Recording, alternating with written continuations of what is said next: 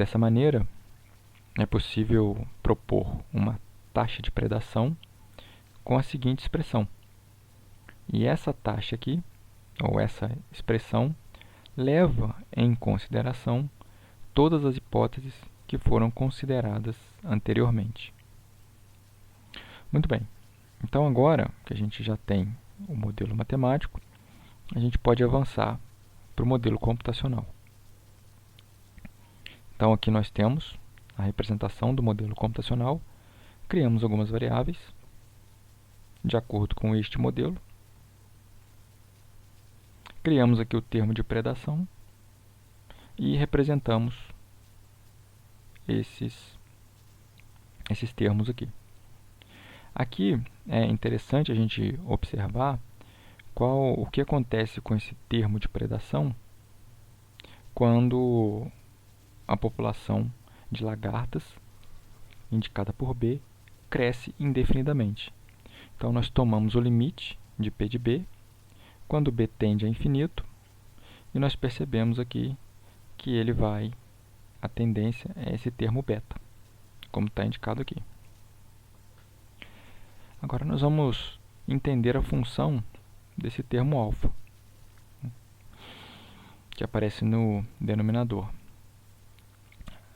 O termo alfa, quando a gente resolve essa equação de P para beta sobre 2, que é a metade de beta, nós observamos que a solução dessa equação é exatamente o valor de alfa. Aqui aparece um valor negativo, porém alfa ele é um número positivo, né? E nós observamos que alfa, então, é a solução de quando nós temos o termo de predação igual a beta sobre 2. Agora nós estabelecemos alguns valores para alfa e beta e vamos realizar uma simulação desse termo de predação. Substituindo então os valores de alfa igual a 10 e beta igual a 50, nós fazemos aqui um gráfico com a população variando de 1 até 50, substituímos esses valores no termo de predação e nós observamos a característica do termo de predação. Quando a população é pequena, o termo de predação ele é bem pequeno. À medida que a população de lagartas, indicada por B, vai crescendo, o termo de predação sobe rapidamente. E quando a quantidade de lagartas é muito grande, esse termo se estaciona e tende para o valor limite de 50, que é o valor de beta. Então, observem que essas condições que foram colocadas aqui, com a expressão adequada, elas podem ser modeladas. Então, aqui nós temos o termo de predação. Para facilitar a análise dessa equação, vamos introduzir aqui algumas variáveis adimensionais. Então, considerando a equação que representa essa dinâmica, juntamente substituindo o termo de predação, nós temos que a variação da população de lagartas, que é a população no tempo n mais 1 menos a população no tempo n, pode ser escrita dessa maneira.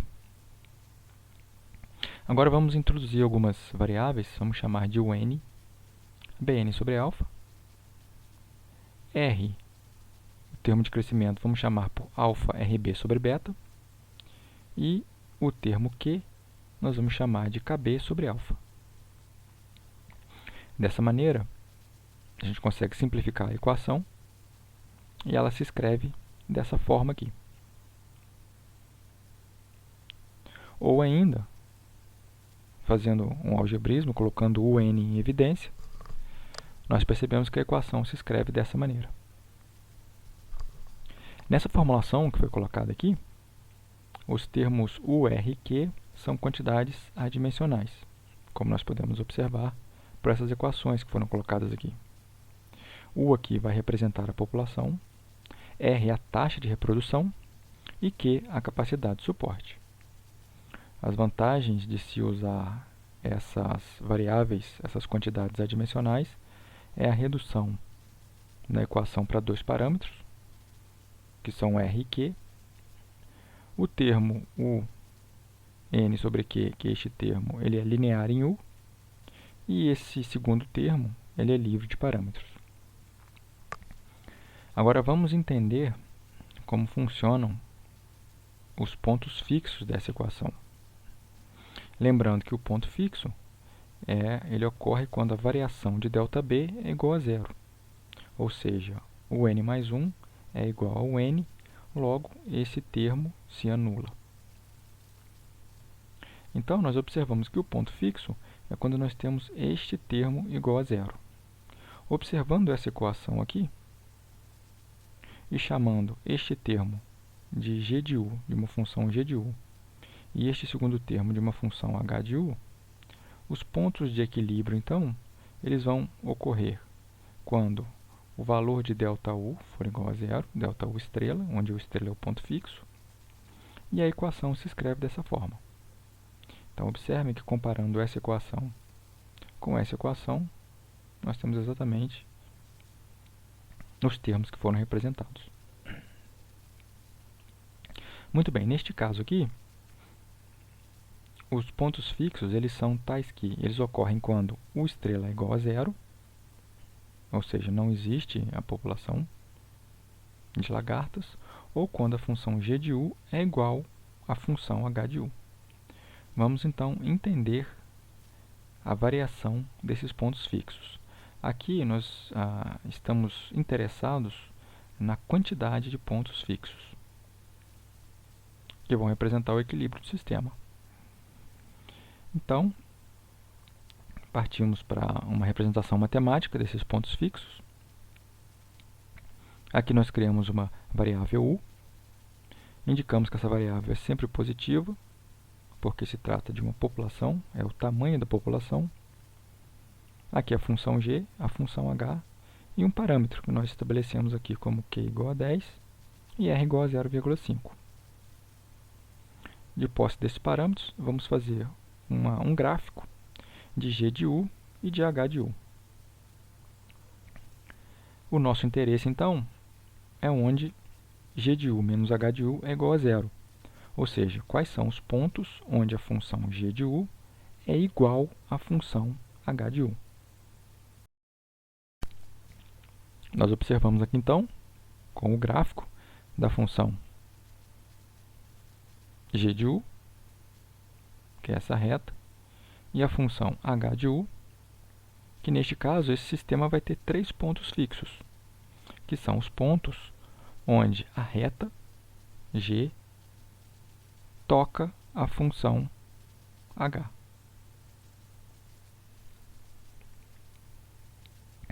Muito bem.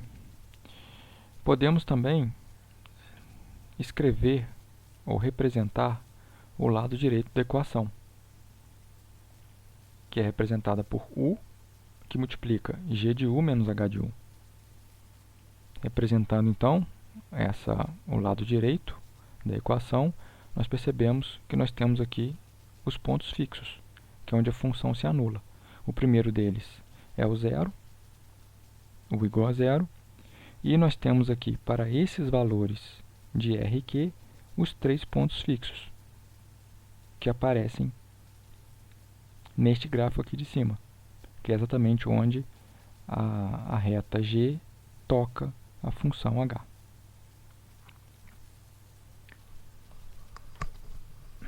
Com base nesse código que foi desenvolvido, nós podemos realizar outras simulações para diferentes valores de r e q, e entender como é o funcionamento desses pontos fixos. Então, aqui estabelecemos três valores distintos para r e q. O primeiro para q igual a 6 e r igual a 0,5, que é mantido para todos os casos. O segundo para q igual a 7,45 e o segundo para q igual a 10. Repetimos o procedimento para fazer os gráficos e agora nós vamos resolver o lado direito da equação para u. Assim, nós encontramos os valores de u que anulam este lado da equação e vamos mostrar esses parâmetros. Para o primeiro caso, para q igual a 6 r igual a 0,5, nós percebemos que essa equação só tem dois pontos fixos. Além do u igual a 0, né, nós temos também o ponto fixo, um ponto fixo, como está indicado qualitativamente nesse gráfico. Observamos aqui que para q igual a 7,45 e r igual a 0,5, nós conseguimos observar dois pontos fixos, que é este ponto fixo que está aqui, e este segundo ponto fixo, que é quando a reta G tangencia a função h. Aqui tivemos um problema numérico para resolver, então não foi possível resolver para encontrar esse ponto. E para o valor de q igual a 10 e r igual a 0,5, nós já havíamos percebido, a função tem três pontos fixos. Observem que a mudança dos valores de q e de r leva que este modelo da dinâmica populacional possa ter um, dois ou três pontos fixos. O que é importante é realizar um estudo para saber se esses pontos fixos eles são estáveis ou instáveis. Agora nós vamos fazer um modelo numérico para determinar a quantidade de pontos fixos. Aqui nós codificamos a reta g, codificamos a função h e codificamos a função de crescimento populacional, que é o lado direito da equação, que é g menos h. Vamos então variar os parâmetros r e v dentro do intervalo 0,1 até 1 para r, com 100 valores distintos. Vamos variar também o valor de q entre 0,1 e 30 com 100 valores distintos. E vamos criar uma função simples aqui, analisando a troca de sinal da função f para identificar quais são os pontos onde a função toca o eixo. Neste caso aqui nós estamos identificando os zeros da função. E de posse disso, nós vamos contar a quantidade de zeros da função, que vai indicar a quantidade de pontos fixos. Vamos então guardar os valores de r e q e a quantidade de pontos fixos para cada valor de r e q nesses parâmetros. Criamos então um data frame e percebemos o seguinte, que nós temos 0, 1 ou 3 possíveis soluções. E aqui nós temos um gráfico da quantidade de soluções em função de q e em função de r. Nós observamos o seguinte, aqui nós temos, por questões de problemas numéricos, não foi possível encontrar a solução, porém nós percebemos que na área azul, nessa região azul, o sistema tem uma solução, um ponto fixo, e nessa área amarela, o sistema ele tem três pontos fixos. Então, observem que, em função dos diferentes valores de r e q, o sistema se comporta de maneiras distintas. O nosso interesse aqui vai estar exatamente neste limite, onde uma pequena variação nos parâmetros r ou q pode fazer com que o sistema tenha uma ou três soluções. Então, é isso que nós vamos discutir na nossa atividade síncrona. O que acontece quando os parâmetros estão exatamente em cima dessa fronteira? E o que pode acontecer com uma pequena perturbação nestes parâmetros?